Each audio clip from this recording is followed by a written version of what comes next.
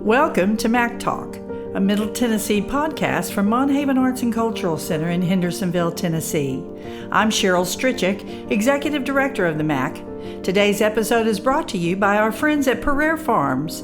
Pereire Farms, professionals in landscape services for over 25 years.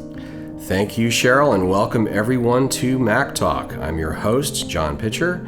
We like to think of the MACC as a cultural town square where we encourage everyone to be their creative best. So Cheryl, what sort of creative things have you been up to this week? Well, you got me at a really good time because I went Friday night to see Clue at Tennessee Performing Arts Center. Wow, how was that? And talk about being involved in something creative. It was absolutely fantastic. The acting was superb, but the set design, the direction, it was just spectacular. I took two of my grandchildren and they just enjoyed it immensely. I was so impressed with this company of actors and actresses. It was entertaining every minute, but the creative aspect that they brought into this production of Clue was beyond anything I had imagined, John. Really, it was amazing. Wow, that's amazing. Well, speaking of creative things, I can't think of anything more creative than our current exhibit of Salvadore Dalí's art. So let's go ahead and introduce today's guest. He's Morris Shapiro, the Senior Gallery Director of the Park West Gallery in Southfield, Michigan. Morris is going to speak to us today about this Salvadore Dalí exhibit. Dalí created more than 100 illustrations for the Italian poet Dante Alighieri's The Divine Comedy. Those illustrations are on display at the MACC through October 13th. Morris Shapiro, welcome to MACC Talk. Thank you. It's a pleasure to be here. Well, there has been a lot of buzz here in Tennessee about our current show, which is Stairway to Heaven, Salvadore Dalí's The Divine Comedy. And I'd like to start off by asking something not about Salvadore Dalí. I think the buzz is all about Dalí.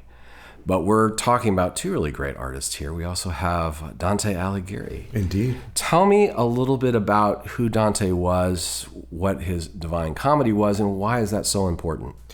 Amazing inspiration through history for so many artists and poets as well. You know, Dante is considered the great master of Italian poetry, the greatest poet to come from Italy.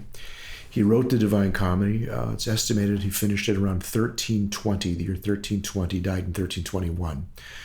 And he wrote it in Italian, which was unusual. Most poetry in those days, of course, the medieval period was written in Latin. So it was extraordinary, and he really planted the flag in terms of Italian poetry, and the Italians consider him to this day to be the greatest poet from Italy. Mm-hmm. Well, what's fascinating about all that to me is that when you think about when Dante was born, 1265, Mm-hmm. Yeah. the probably the greatest mind, the greatest philosopher, the greatest writer on that peninsula when he was born was probably St. Thomas Aquinas.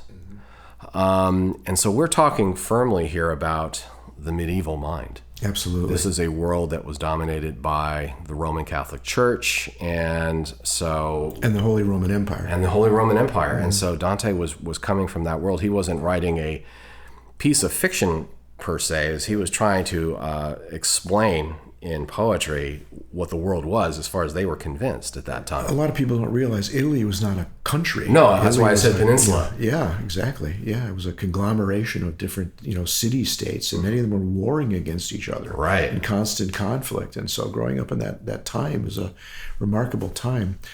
As far as the Divine Comedy goes, which of course, was a great masterpiece, he fell in love with a young woman named Beatrice. And supposedly he fell in love with her when he was 9 or 10 years old, just seeing her. He already was in love with her. He never really spoke to her from what we've been able to put together, conjure together. He would say hello to her as they passed in the street. And he was betrothed to another, of course, which was common in those days. So he never had the opportunity to be with Beatrice. And Beatrice died at an earlier age than Dante. And of course, he wrote the Divine Comedy as a paean to the idea of being reunited with her in heaven, in paradise. But he had to pass first through Inferno and Purgatory to be able to do that. And he was led by the Roman poet Virgil, whom he admired greatly as a poet. as well as Homer and other, wonderful poets from the classical period as well. So it's a fascinating story that you get into it, moving through the 9 circles of hell, into purgatory, where he saw these incredible visions, and then finally to the Stairway to Heaven, which was the name of the show, right here at the Monthaven. And ascending into heaven, he had to leave Virgil behind because Virgil was not a Christian, he was a pagan, so he had to stay behind. And Dante ascends to heaven, where Beatrice meets him, and they experience the face of God together. That's why it's a comedy, not a tragedy. Right, the Divine Comedy. We're speaking with Park West Gallery Senior Director Morris Shapiro about the MACC Salvadore Dalí exhibition. We'll be back after this important message. Puryear Farms in Gallatin has been serving Sumner County for over 25 years. Take the stress out of enhancing your outdoor space for the season by contacting the professionals at Puryear Farms. Their website is puryearfarms.com. And while your lawn is being redesigned, visit our website, monthavenarts.org, to see what fantastic exhibit is happening or what's on the horizon for your enjoyment. Also read about the over 25 different adult and children's creative art classes available at the MACC. We're back with Park West Gallery Senior Director Morris Shapiro about the MACC's exhibition Stairway to Heaven, Salvadore Dalí's The Divine Comedy, which is on display through October 13th. Well, you mentioned that it has inspired so much other art, and that's how I first came to the work, through my background was music, so I came to it through Liszt's Dante Sonata. Yes. And of course that fascinated me with that. And of course you could say that about so many other works were inspired by it. And I'm now interested in how, Salvadore Dalí got to it. Now tell me, first of all, who was Salvadore Dalí, and why is he such an important figure of the 20th century? Yeah, Dalí is one of those, I think, remarkable figures of all of art history. I don't just think the 20th century. I think it's not, I think it's fair to say that, Dalí will be an artist who will be remembered 500 years in the future. God willing, we're all still here. I think the name of Salvadore Dalí will echo through the rest of human history for various reasons. And I think Dalí was aware of that. I think he knew that he was placing a marker in human history, and was doing a lot of the things he did during his lifetime for the future, thinking about how he would be perceived, centuries in the future. And it's an interesting, kind of obtuse point, but I really believe that, having studied his work and having followed him to a certain degree. He started out early as an artist. His father saw his talent, and he set up a studio for him when he was 9 years old to perpetuate his gifts. Began to paint in earnest as a child, moved to Barcelona, and also Madrid, studied in Madrid as well, absorbed art history deeply, which is a hallmark of all the great artists in art history. Every one of the giants of art history has been deeply steeped in what came before them and built upon them. And so he absorbed that quickly as well. He met many of the emerging figures of the avant-garde when he was in Barcelona and Madrid, including Garcia Lorca, the famous poet.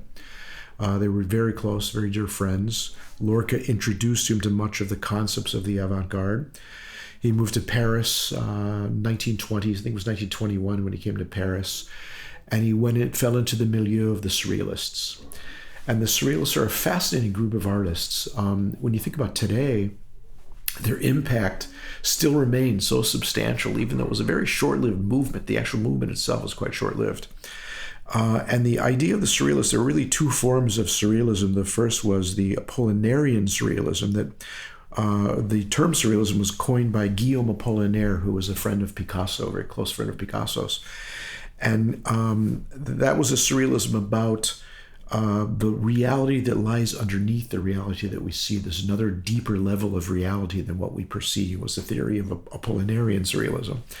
And then the other type of Surrealism was Bretonian Surrealism, which was brought to bear by André Breton, also a poet.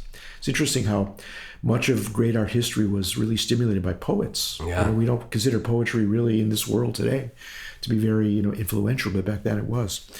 And Breton's Surrealism was about the subconscious mind and dreams and randomness and chance.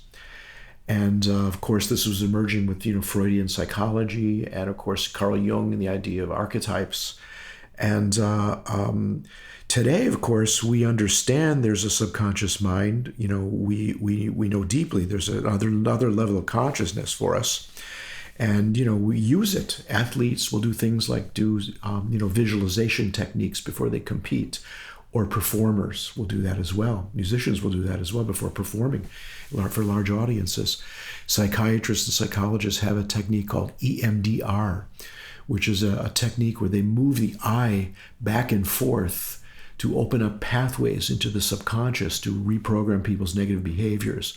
So we understand very deeply the idea of the subconscious mind. But imagine back in the 1920s, it was coming forth as a new theory, and artists and musicians and filmmakers and sculptors and writers and poets and playwrights were like, wow, there's another level of consciousness. What can we discover by, plumbing it when we go into this level of consciousness? And so Dalí fell into that milieu, and it was perfect timing for him because he possessed an incredible virtuosity as a painter. He was able to paint like the old masters. He had that degree of virtuosity. And so what he did was to combine this amazing realism as if you're looking through a window, but what you saw through that window made no sense on a rational level.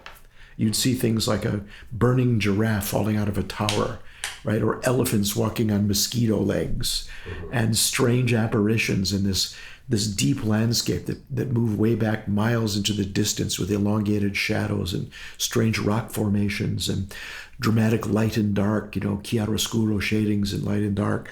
And people would look at these paintings and just be mesmerized by them because they made no sense on a rational level, but were so believable in terms of their formal aspects. And that's what really launched him into fame at the time.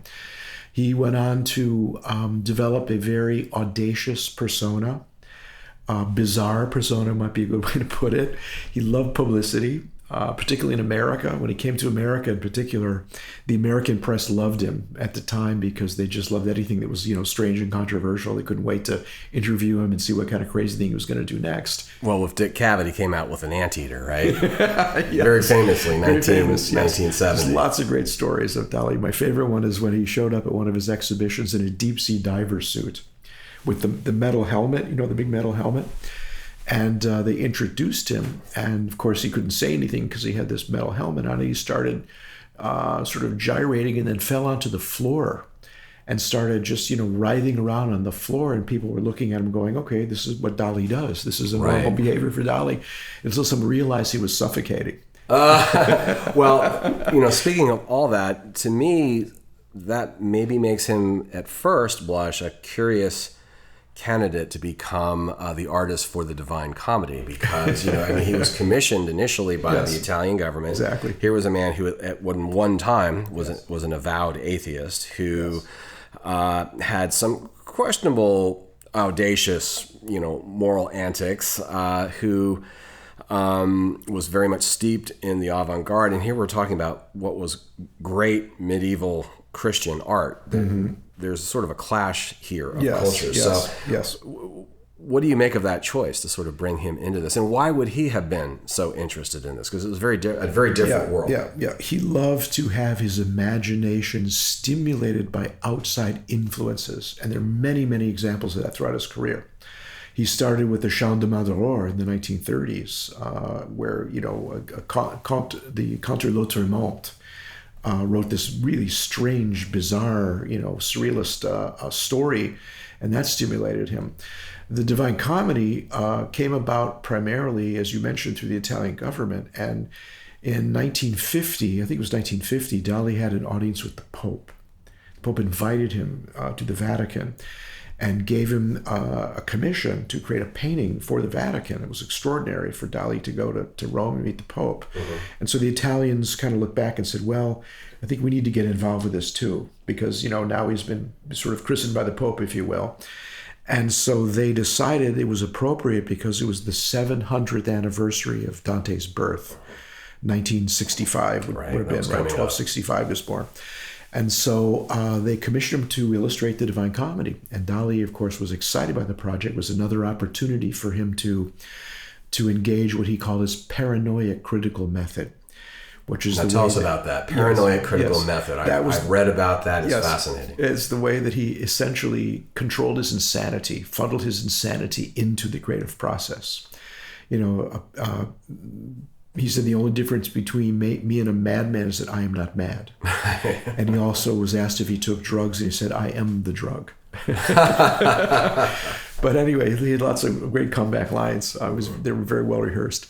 But anyway, he was thrilled about the project, and he started working on the project and creating the watercolor paintings that would be the basis for the graphic accomplishment. And after a short time, there was a furor that developed, and the Italians were upset. The Italian government was upset because why did we pick a Spanish artist to illustrate the greatest literary work of Italian history? And so they canceled the project on him. But he was so enamored with the project, he wanted to continue it. And so he cast about to find a publisher. He found a prestigious publisher in Paris named Joseph Fauré, F-O-R-E-T. And then Fauré referred him to Les Yeux Clairs, this very wonderful organization in Paris that had a very prestigious history of illustrated books. And we don't really get illustrated books in America. It's hard for us to kind of wrap our minds around that concept. But in Europe, it's a very distinguished concept of commissioning an artist to illustrate a great work of literature and conceive of it as a marvelous combination of literature, the written image and the visual image. And the artist would create graphic works, whether they be etchings or lithographs, engravings, in this case, of course, wood engravings for Dalí, of the literature work, and then put them together with a wonderful text, with great typesetting and wonderful papers, and combine them properly in volume so people could have the experience of maybe entertaining folks at their home, finishing with dinner, adjourning to the library, putting on white gloves, and then opening up these wonderful books, these deluxe illustrated Which are books. works of art. They're works of art. And go through the text and see the illustrations and have this wonderful intimate experience with printmaking and book creating. Le livre d'artiste, it's known in French, the artist's book. And Les Yeux Clairs was a great publisher of these books. And so they took on the project. About 14 years elapsed from beginning to end between the original commission, the creation of the paintings, 100 paintings, actually 101 paintings, and then 5 years of carving the blocks to create them. 3,500 blocks were carved to create the series. Right. Well, tell us a little bit about that process too, because this really was for a book. For a publication. He started off with watercolors, correct? Yes. And tell me a little bit about that. How that worked. How he got from, I guess, inspiration, his paranoid critical method, the watercolors, to working with engravers. Yes. Well, very elaborate. The idea is that he would take the poem, which was created in 100 different cantos. They're called cantos, like songs, if you will, sections of the poem. There are 34 of Inferno, 33 of Purgatory, and 33 of Paradise.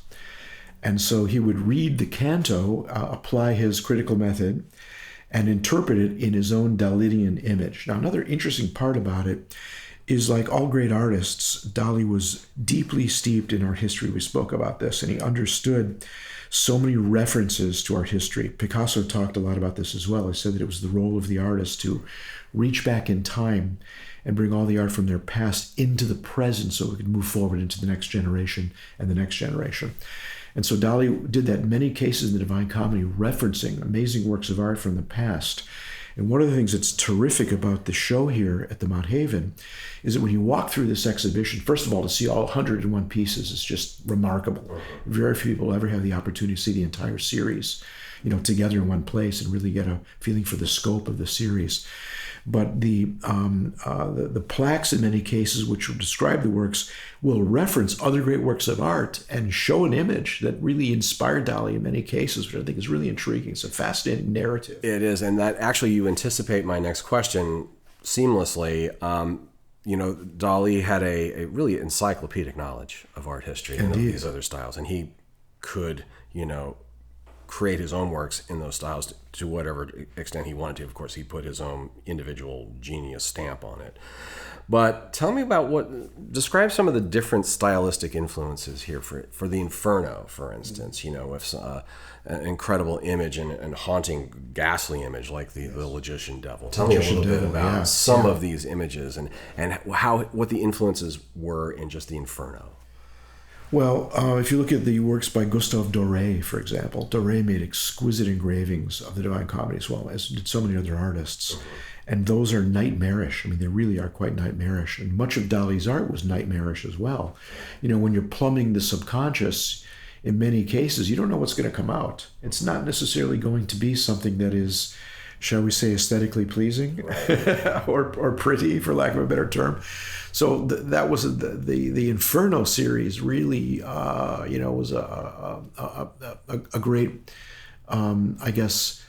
influencer, if you will, of coming up with some really macabre and strange images, nightmarish images that he produced. The Logician Devil, for example, which is a really frightening image.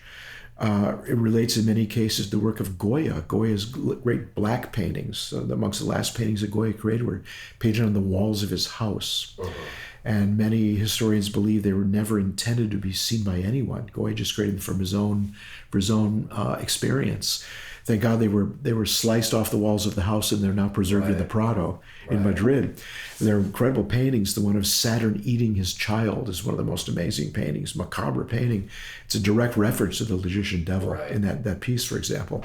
So once again, Dalí drawing on our history, using it as a stimulus to be able to bring his own critical method to these images and draw them from his imagination.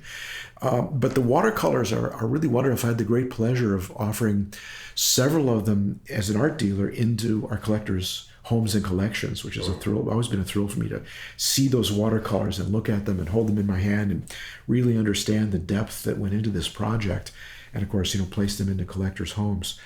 But it's an amazing series. The whole idea again of taking these images, using the stimulation of the canto, which has been interpreted by so many artists in the past, using it through Dalí's own sensibility, bringing them into existence in these rather large watercolor paintings, extensive sustained paintings, and then giving those to the printer, a man named Tarico, who's a master printer, and having them interpreted into this wood engraving technique, again, with 3,500 blocks to create this series. I mean, it's monumental when you think about it. There are very few examples in the history of modern art that could come close to the achievement that all these people, brought to bear working together. Mm-hmm. Well, there are some consistencies in the different, levels of this journey. In the Inferno, I get the sense through his paranoid critical method, he was sort of in his subconscious seeing these elongated figures, these figures that are being stretched out of shape and tortured. Is that sort of what he was trying to perhaps come across, this sense of tortured? Absolutely. Well, Dante and Virgil are walking through the 9 circles of hell, experiencing the suffering of hell that's been depicted, by many great artists through history, particularly in the medieval period. Some incredible paintings. Think about Hieronymus Bosch's Garden of Earthly Delights, a good example, something like that, early Renaissance. But again, it was a great stimulus for him. And the elongation of forms in many ways comes out of El Greco. There's references to El Greco here in the Monthaven exhibition as well, showing some paintings by El Greco that relate. So it's remarkable. And when folks come in and look at this collection, and you see the just bizarre, strange, surreal aspects of these images, and then when you read the canto and read about how they relate to that specific, canto of Dante, it becomes even more fascinating, adds another dimension to it as well. So I'm anxious for people to really come in and take a look at this amazing exhibition. It really is something quite special. We're speaking with Park West Gallery Senior Director Morris Shapiro about the MACC Salvadore Dalí exhibition. We'll be back after this important message. Creativity involves breaking out of established patterns in order to look at things in a different way. The staff at Pereire Farms, local professionals in landscape and design, share this outlook with the staff at Monthaven Arts and Cultural Center. Creativity gets us of rearranging what we know in order to find out what we do not know. To think creatively, we must be able to look freshly at what we normally take for granted. Pereire Farms. Professionalism in landscape service and design, serving Gallatin and Sumner County for over 25 years. For information, visit them at PereireFarms.com. We're back with Park West Gallery Senior Director Morris Shapiro about the MACC's exhibition Stairway to Heaven, Salvadore Dalí's The Divine Comedy, which is on display through October 13th. one thing I love about this exhibit is that you can enjoy it on so many levels. The more you put into it with a knowledge of art history or Italian literature, the more you're going to take out. But you can enjoy it on a very casual level as well. I was looking at the exhibit with Denise Hicks recently. She's our Shakespeare Festival artistic director, and she was going through the Inferno, and she just at one point stopped and looked at me and said, "This stuff is so heavy." And she was right. I mean, she was loving it, but she was not sort of thinking about El Greco or Goya or really analyzing the or thinking about the cantos of Dante. But you just the works will speak to you. It's intense. It's really intense. And you really get it. And I was looking at those, of course, those elongated, tortured figures that are just being ripped apart in hell, in the Inferno. And then comparing them to Purgatory, which we have in its own separate room. And all of a sudden, the figures begin to change their shapes. And as someone who's brought up in Catholic schools, I figured I would spend a lot of time in Purgatory one day. So I've spent a lot of time really admiring the art in that room. But all of a sudden, we see figures that are more voluptuous and very different. Tell us a little bit, and also the just the brush strokes, everything becomes a little bit different. Tell us about how he shifts his location in the afterlife. Right. Well, when they enter into Purgatory, they're seeing figures who they would hope have made it to paradise, but they weren't Christians, so they were relegated to Purgatory. Right. And so you see references to some of the the classical poets and figures of ancient classicism there in Purgatory. You see, you mentioned the voluptuous figures. Dante has a dream in one of the Purgatory images where he's taken up by an eagle. And when he awakens, he realizes that he actually, it was a dream in essence. And Virgil asks him about the dream, and you see a wonderful image of him lying down and this eagle at the top. And St. Lucia was supposedly coming down and lifting him. And you see Dalí depicting all three of those elements together with the eagle, St. Lucia, and Dante sleeping. Mm-hmm. And they're all done in this voluptuous technique that's very reminiscent of Rubens. Right. Peter Paul Rubens, did those magnificent voluptuous nudes in the 17th century. And so, again, you see this just remarkable reference, his almost just incredible ability to almost effortlessly pass through a panorama of artistic references, art historical references, to draw upon them. And they're subtle in so many cases. They're not very specific, but you if you take time to really look at them, and again, just referencing the excellent work you've done here at the museum to highlight some of these references, it's really intriguing to see that dimension. And again, so many important artists, really virtually all the masters that I've studied, have always had this great reverence for the history of art. There's a wonderful artist named Robert Henry, Henry. You know Robert Henry? I know his Salome painting, which I think is at Cheekwood, and is one of my all-time favorite works. He was a 19th century American painter and teacher. He taught at the Art Students League in New York, one of the most august art institutions of learning in our country. A lot of great masters really came from the Art Students League. And he was a legendary teacher, supposedly had a cult following of students that just worshipped him. And he would do things like a student would create a painting, and he would do a written critique of it. It might be 15 pages long. I mean, who would take the time to do that, to take a single painting and critique it like that for a student? Anyway, a really great teacher is what it would be. Yeah. The collection of his writings is called The Art Spirit. And I would really recommend that to anyone, because it's a wonderful book about just the essence of enjoyment of art. But I'm sorry to go sideways on you, but oh no, you've thrilled me, because he's one of my favorite artists. Wonderful. And in that book, he says something very powerful. He says that artists are never separated by time and space. They always communicate to each other. And that beautiful aspect, the fact that they can speak to each other over eons, generations, centuries, and locales, is something that appears so wonderfully in the Divine Comedy. There's great stories about Picasso at the end of his life painting Velázquez's famous painting Las Meninas, and his wife coming up to the door and listening at the door, and he was screaming at Velázquez and throwing furniture around, talking to Velázquez.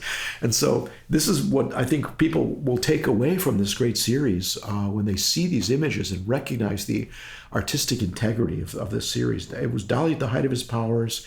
It was Dalí being so deeply stimulated by one of the greatest creations in the history of literature and poetry. And it really came out with the amount of work and the collaboration of all the people putting it together at the very highest level. Well, let me ask you, let's move into Paradise. I love Dante Purified is the piece in Purgatory where, you have to be purified to go to heaven. Yes, of course. Which I think is just such a beautiful idea. And I think it's among the most popular it is indeed. prints that we have here. The negative space of Dante through the opening of the angel. So incredible. Yep. Well, when we get into Paradise, the technique changes again, and the images change. And I'm seeing, and I'm not a professional like you, but I'm seeing, Paradise expressed through sort of delicate washes of color and transparency. And I guess is that to perhaps suggest divine light and mysticism. Indeed, well perceived. The technique gets more aesthetically pleasing, and Dalí was capable of creating exquisite beauty when he wanted to. He could move again from the macabre to the beautiful, in a blink of an eye. And so the Paradise series really reflects that. The light is bright, the colors are soft. One of the most intriguing aspects to me is that you'll see the image of Dante and some of the other elements that are very corporeal. They look to be real people, and yet the angels in many cases are just line drawings. They're ethereal spiritual beings that are floating around the composition.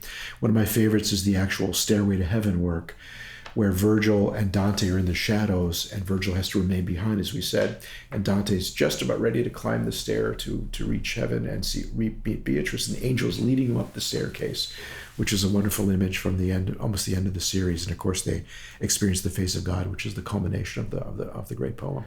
We're speaking with Park West Gallery Senior Director Morris Shapiro about the MACC Salvadore Dalí exhibition. We'll be back after this important message. Puryear Farms in Gallatin has been serving Sumner County for over 25 years. Take the stress out of enhancing your outdoor space for the season by contacting the professionals at Puryear Farms. Their website is puryearfarms.com. And while your lawn is being redesigned, visit our website, monthavenarts.org, to see what fantastic exhibit is happening or what's on the horizon for your enjoyment. Also read about the over 25 different adult and children's creative art classes available at the MACC. We're back with Park West Gallery Senior Director Morris Shapiro about the MACC's exhibition Stairway to Heaven, Salvadore Dalí's The Divine Comedy, which is on display through October 13th. Okay, and just to sort of backtrack around to something you had suggested, just as a final question, what are you hoping that people take away from this amazing exhibit? Yeah, I hope that they take away the remarkable opportunity to see it in its entirety, to really take in the scope of this project, and to realize that in the hands of great artists, not just Dalí, but so many great artists through all of art history, when they really become inspired by something of great literature, great poetry, it can take them to another level. It can push their extremes. It can challenge them. It can take them outside of their comfort zones, and they can create something that will really, stand the test of time and be admired by people for centuries in the future. And I hope it's inspiring for people to really see the genius of this remarkable artist. He was audacious, as I mentioned. He was bizarre. He was crazy. He was outlandish. He was controversial. There are a lot of things at the end of his life that were unfortunate. But this creation by Dalí, as I said, will stand the test of time and will really be considered, I think, one of the most spectacular creations of his remarkable career. Wow. Morris Shapiro, Senior Gallery Director of the Park West Gallery. Thank you so much for being with us. Thank you for inviting me. It was a pleasure. You've been listening to MACC Talk from Monthaven Arts and Cultural Center. Our mission is to educate, elevate, and encourage our community through the transformative power of the arts. If you're interested in transforming your creative life, check out our website at monthavenarts.org. Our guest today was Park West Gallery Senior Director Morris Shapiro. Our podcast music was written by Nashville composer Christina Spinay. Thanks for listening, and we'll see you the next time.